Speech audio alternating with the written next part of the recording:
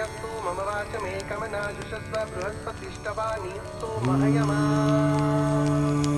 સપ્તપદીની પ્રથમ કડી છે સંબંધોની સમજણ, બીજી છે ક્ષમા, ત્રીજી છે સહભાગિતા.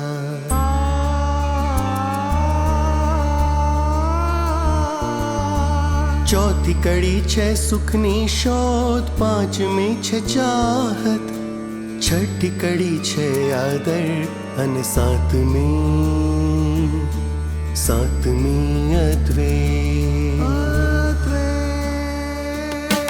સપ્તપદીના પગલે પગલે સાત પેઢીના સંબંધ, સાત પેઢીના સંબંધ, સંબંધ સાત પેઢીના સંબંધ, સાત પેઢીના સંબંધ, સાત પેઢીના સાત પેઢીના સંબંધે.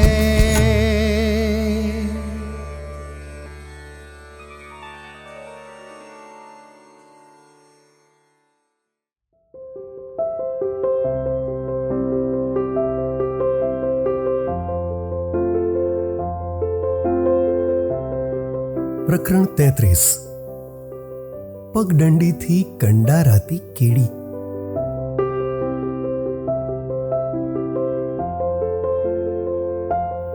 શરૂઆતના દિવસોમાં તો બધું જ સરસ રહ્યું.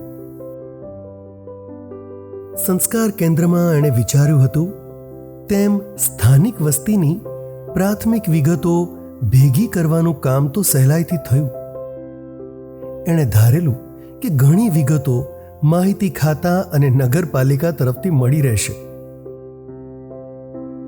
ધીમે ધીમે ખ્યાલ આવતો ગયો કે દરેક સમયે બધું સરળતાથી પાર નથી ઉતરતું.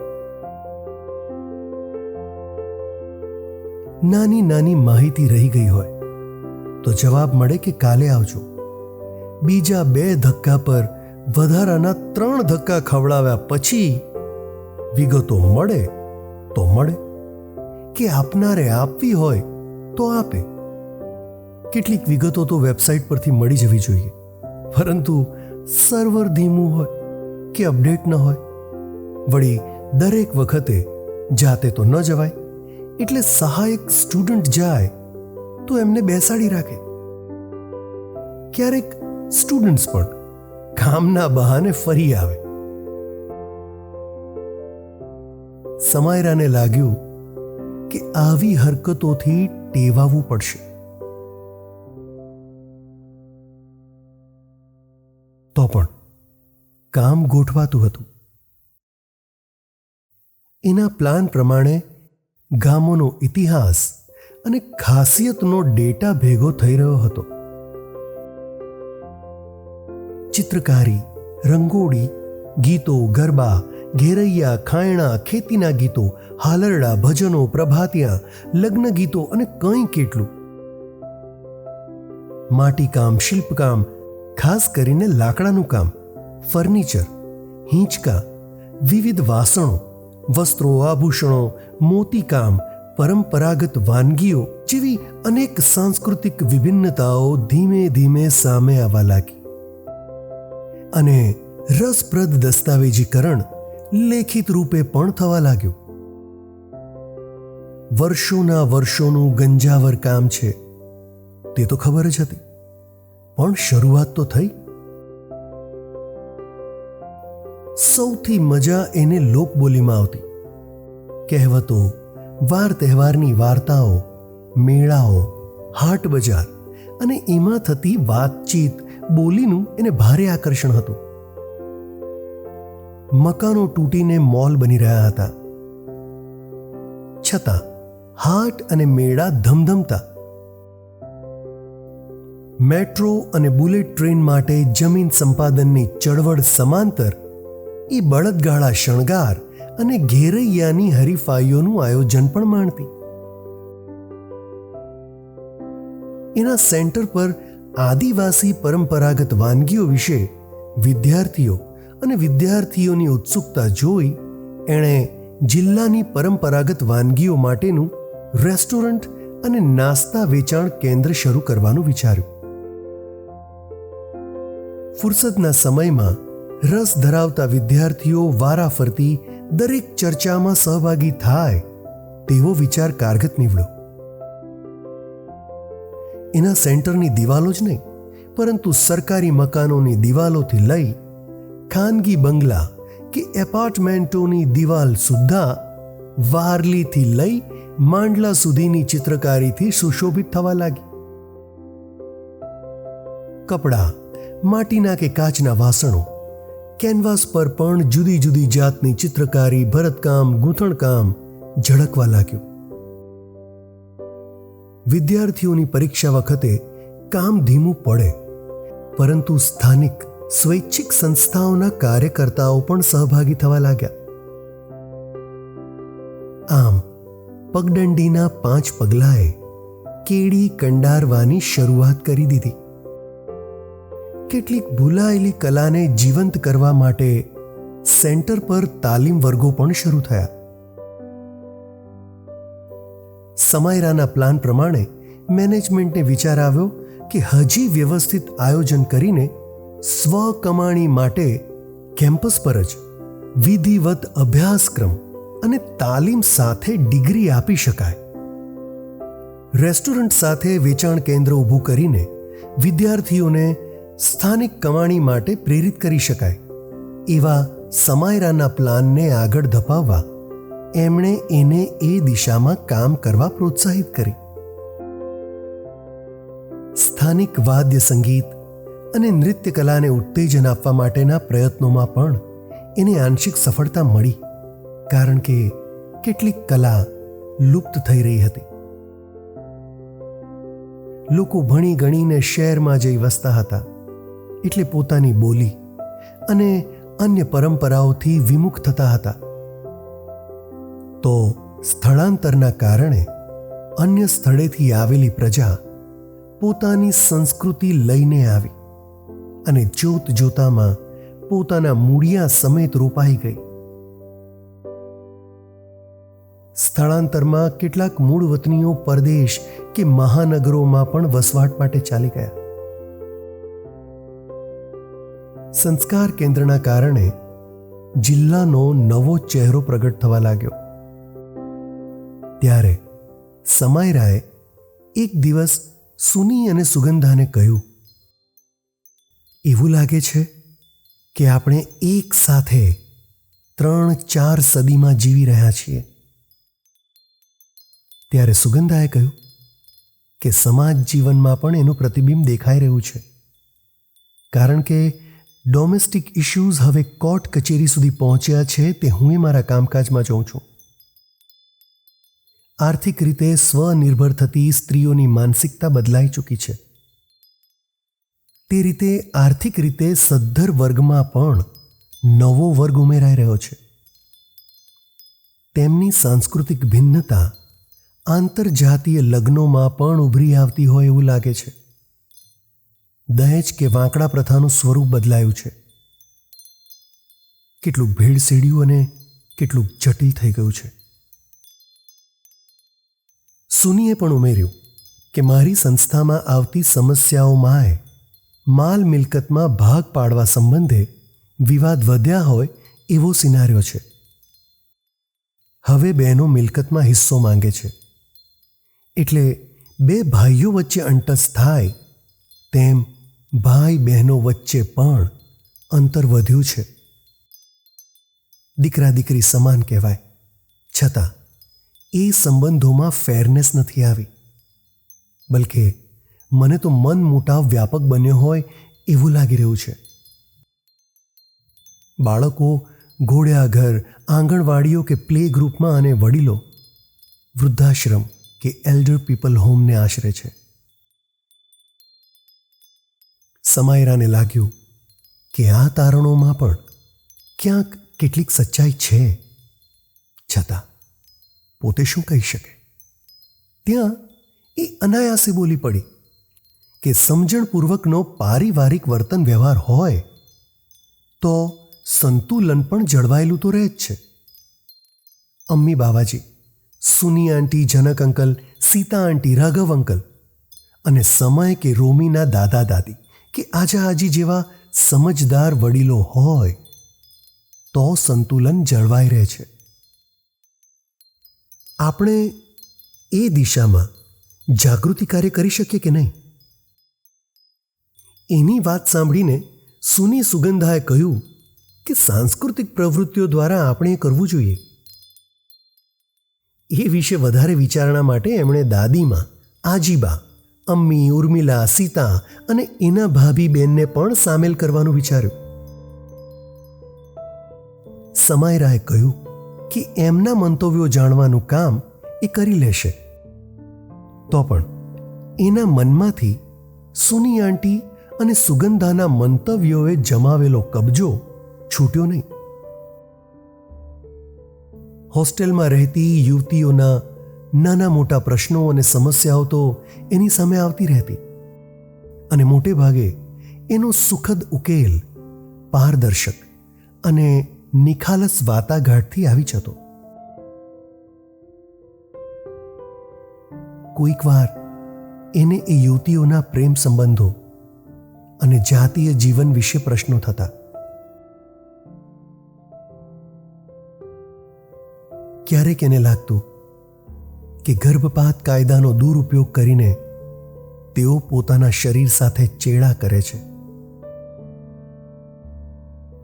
પરંતુ મૌનનો પડદો પડી રહેતો એટલે ખુલીને વાત કરવાનો પ્રસંગ આવતો નહીં. પરંતુ એક સવારે સંસ્કાર કેન્દ્રના આંગણે કોઈ નવજાત બાળકને છોડી ગયું.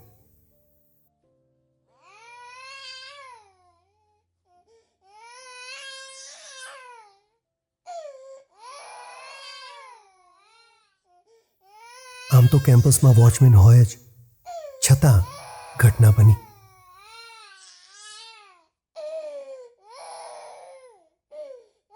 આટલી એક ઘટનાએ ઘણી વાસ્તવિકતા પર પડદો ઉચક્યો.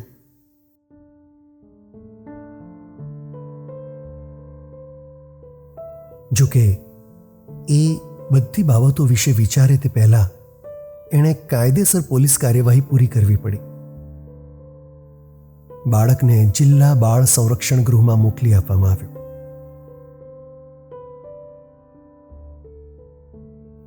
સમાયરા સામે ફરીથી પોતાના અને ભાઈ બહેનના જન્મનો ઇતિહાસ તરવરી રહ્યો.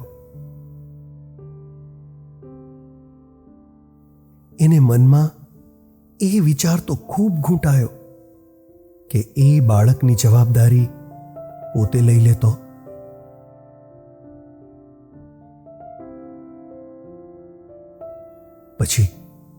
પછી ખૂબ અવઢવ થઈ કે હજી પોતે પોતાની ગૂંચ ઉકેલી શકતી નથી, ભાવિ જીવન વિશે નિર્ણય લીધો નથી અને ઉતાવળે કે લાગણીવશ થઈ કોઈ જવાબદારી માથે લઈ લે તે કેટલું યોગ્ય? જોકે એને એ વિશે વધારે વિચારવાનો સમય મળ્યો નહીં, કારણ કે એની સામે એક પછી એક નવા પ્રશ્નો અને વાસ્તવિકતા ઉઘડવા લાગી. પોતે જે જીવે છે તે સલામત, સુખી વાતાવરણ ધરાવતા સભ્ય સમાજની એક બાજુ છે, તો બીજી બાજુ કહેવાતા સભ્ય સમાજને સ્વીકૃત ન હોય તેવી પણ છે.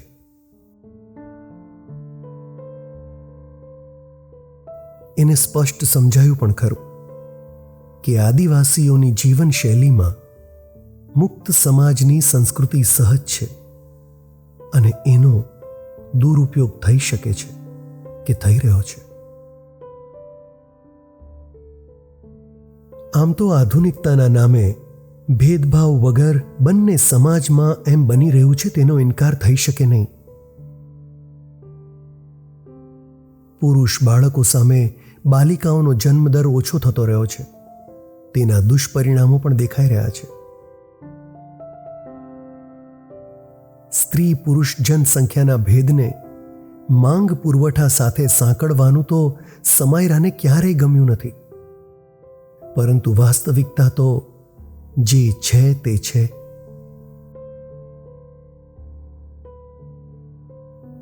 સમાયરાને આવી વાસ્તવિક વાતોનું વિશ્લેષણ કરવાની જરૂર જણાતી હતી, પરંતુ તે હંમેશા ઇમોશનલ ક્રાઇસિસ લઈ આપતી. પોતાના કુળ અને મૂળ, પોતાના માતા પિતા વિશે જાણવાની અદમ્ય ઈચ્છા હાવી થઈ જઈ એનો પીછો ન છોડતી. ત્યારે એને ખબર હતી કે પોતે ક્યારેય સાચું જાણી શકશે કે નહીં તે ખબર નથી, અને સચ્ચાઈ તો એ જ રહેશે કે એના માતા પિતા અમ્મી અને બાવાજી જ છે. સમયના માતા પિતા એને ઇમોશનલ સપોર્ટ આપી શકે, તો પણ રહી રહીને એને પોતાના બાયોલોજિકલ પેરેન્ટ્સ વિશે જાણવાનું મન તો થતું જ રહેતું.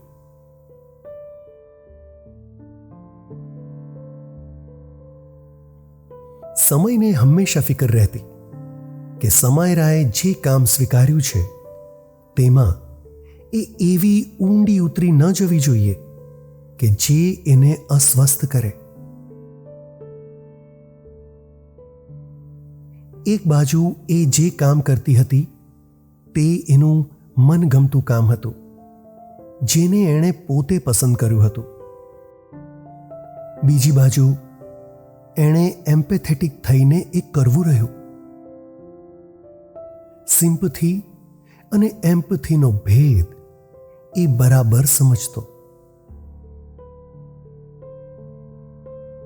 સમાયરા સાથે વાત કરતી વખતે સમય સતત ધ્યાન રાખતો કે એ કામમાં તટસ્થતા કેળવતી રહે. એ તો બરાબર જાણતો હતો કે સમાયરાના બંને ભાઈઓ પરદેશમાં કારકિર્દી માટે ચાલી જ જવાના છે, કારણ કે તેઓ એ અંગે પોતાની રીતે તૈયારી કરતા હતા, અને હવે થોડા સમયમાં એમનું જવાનું થશે એ વિશે લાંબી ચર્ચા સમય સાથે કરી ચૂક્યા હતા. એમણે અમ્મી બાવાજી કે સમાયરા પ્રજક્તાને એ અંગે પહેલા જાણ કરી નથી, અને સમયને કહેલું કે જ્યાં સુધી તેઓ ન કહે ત્યાં સુધી એ કોઈને કશું કહેશે નહીં. એક વીકેન્ડમાં સમાયરા અમ્મી બાવાજીને મળવા ગઈ. ત્યારે એને જાણ થઈ કે બંને ભાઈઓ સાથે જ પરદેશ જઈ રહ્યા છે, અને એમણે બાવાજી પાસે કોઈ પણ પ્રકારની આર્થિક સહાય લીધી નથી કે તેની અપેક્ષા રાખી નથી. પોતાના જોમ, જુસ્સા, બળ, શક્તિ પર જ એમણે પોતાની રીતે રસ્તો શોધી લીધો હતો, અને બાવાજી અમ્મીએ એમનો નિર્ણય સ્વીકારી લીધો હતો. સમાયરાને યાદ આવ્યું કે એક વખત તો બંનેએ માતૃભૂમિ, માતૃભાષા અને સર્વધર્મ સંભાવથી મમ ભાવ સુધીની કેવી ફિલોસોફિકલ વાતો કરેલી, અને પ્રેમ સંબંધો અકબંધ રાખવાનો વાયદો કરેલો. જોકે એણે પણ મન મનાવ્યું કે પંખી તો પાંખો આવે એટલે ઉડે જ. તેમાં બંને પણ વયસ્ક થયા, એટલે પોતાની રીતે નિર્ણય લે એમાં કાંઈ ખોટું નથી.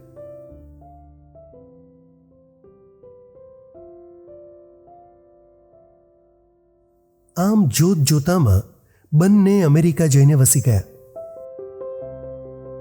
અમ્મી અને બાવાજી પાસે પ્રજક્તા રહી ગઈ, અને એણે નક્કી કર્યું કે પોતે આર્થિક રીતે જ્યાં છે ત્યાં જ પગભર થવાનો રસ્તો શોધશે, અને બને ત્યાં સુધી અમ્મી બાવાજીને છોડીને ક્યાંય જશે નહીં. સમાયરાએ વિચાર્યું કે હવે એણે અને સમયે પણ ચોક્કસ નિર્ણય લઈ લેવો જોઈએ. પોતે જ્યાં કારકિર્દીની કેડી કંડારી છે ત્યાં જ હવે મુખ્ય પ્રવાહના રાજમાર્ગ પર ગતિશીલ રહેવું પડશે.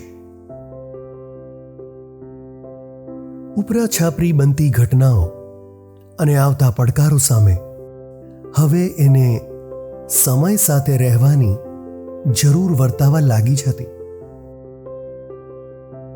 એણે સમયને કહ્યું ત્યારે સમયે એને ધરપત આપી કે એ પોતે એવો પ્રયત્ન કરે જ છે કે હવે એ પણ જનક પાપા સાથે જોઈન્ટ થાય અને એમનું કામ સંભાળી લે.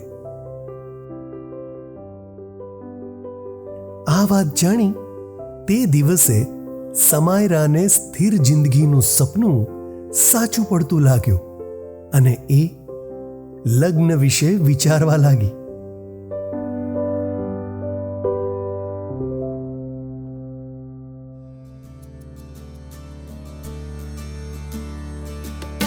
સતપદીના પગલે પગલે સાત પેઢીના સંબંધ, સાત પેઢીના સંબંધ, સંબંધ સાત પેઢીના સંબંધ, સાત પેઢીના સંબંધ, સાત પેઢીના, સાત પેઢીના સંબંધ